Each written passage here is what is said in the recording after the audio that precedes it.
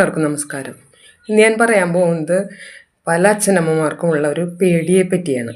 അത് എൻ്റെ വരികളിലൂടെ നിങ്ങളൊന്ന് അറിയിക്കാനുള്ളൊരു ശ്രമമാണ്. ജനിക്കാൻ പോകുന്ന കുഞ്ഞിനു പോലും പാരിതിൽ വന്നു പിറക്കാൻ പേടി. നല്ലൊരു പൗരനായി വളർത്തിയെടുക്കാൻ പാടുപെടുന്നോർക്കതിലേറെ പേടി. പഠിക്കാൻ വിട്ടാൽ വീട്ടിലെത്താൻ വൈകുമ്പോൾ അച്ഛനും അമ്മയ്ക്കും ഒരുപോലെ പേടി. മൊബൈൽ ഫോണിൽ തോണ്ടിക്കളിക്കുമ്പോൾ വഴിതെറ്റിപ്പോകുമോ എന്നാണു പേടി. പഠനം പൂർത്തിയായി വെറുതെ ഇരുന്നാൽ മടിയനായി പോകുമോ എന്നാണു പേടി. PSC എഴുതിയിട്ട് തൊഴിൽ തേടി അലയുമ്പോൾ നല്ലൊരു തൊഴിൽ കിട്ടുമോ എന്നാണു പേടി.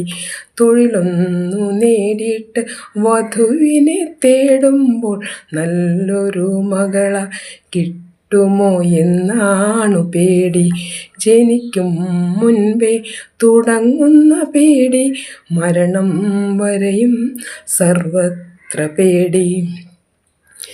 ഈ സമയത്ത് ഇപ്പം നമ്മുടെ ചുറ്റുപാടും നമ്മുടെ സമൂഹത്തിൽ നടക്കുന്ന ഓരോ പ്രശ്നങ്ങളെ ഓർത്തിട്ടാണ് ഈ പേടികളെല്ലാം. അപ്പോൾ സാങ്കേതിക വിദ്യകളും ശാസ്ത്രവും എത്ര മാറി മറിഞ്ഞാലും നമ്മുടെ കുടുംബത്തിൽ നിന്ന് ഒരിക്കലും മാറാൻ പാടില്ലാത്ത ചില കാര്യങ്ങളുണ്ട്. അത് പണ്ട് നമ്മുടെയൊക്കെ ചെറുപ്പകാലത്ത് നമ്മുടെ അച്ഛനമ്മമാർ നല്ല കുറേ മൂല്യങ്ങളൊക്കെ നമ്മളെ പഠിപ്പിച്ച് അതനുസരിച്ച് അത് പ്രാവർത്തികമാക്കണ്ടോയെന്നൊക്കെ ശ്രദ്ധിച്ച് അങ്ങനെയൊക്കെയാണ് നമ്മളെയൊക്കെ വളർത്തിയിട്ടുള്ളത്. നമ്മുടെ മക്കളെയും നമ്മളങ്ങനെ പഠിപ്പിച്ചിട്ടുണ്ട്. പക്ഷെ പിന്നീടുള്ള തലമുറയിൽ ഇത് എത്രത്തോളം ശരിയാവുണ്ടെന്നും അറിയാൻ പാടില്ല, വളരെ കുറഞ്ഞു വന്നേക്കാണ്. അപ്പോൾ അതെല്ലാം അങ്ങനെ നിർത്തിക്കളയാൻ പാടില്ല, അതെല്ലാം തിരിച്ചു കൊണ്ടുവരണം. കുറേ നല്ല മൂല്യങ്ങൾ ഈശ്വര വിശ്വാസമുള്ളവരാക്കി വളർത്തണം കുഞ്ഞുങ്ങളെ. സത്യധർമ്മങ്ങളെ പരിപാലിക്കണവരായിരിക്കണം. പിന്നെ മുതിർന്നവരെ ബഹുമാനിക്കാൻ പഠിപ്പിക്കണം. പിന്നെ സഹജീവികളോട് സ്നേഹവും ദയയും കാണിക്കണം. പിന്നെ വായനാശീലമുള്ളവരാക്കി വളർത്തണം. ഇങ്ങനെയൊക്കെ ആകുമ്പോൾ അവർ അറിവുള്ളവരായിട്ട് വളരാനും അവർ തെറ്റുകളിലേക്കൊക്കെ പോകാനും സാധ്യത വളരെ കുറവാണ്. ഇതൊക്കെ നമ്മൾ തിരികെ കൊണ്ടുവരണം നമ്മുടെ കുടുംബങ്ങളിൽ. അത് കുടുംബത്തിൽ നിന്ന് തന്നെയാണ് ചെയ്യേണ്ടതും.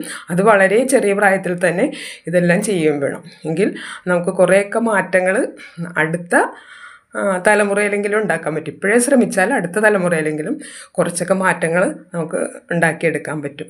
Thank you.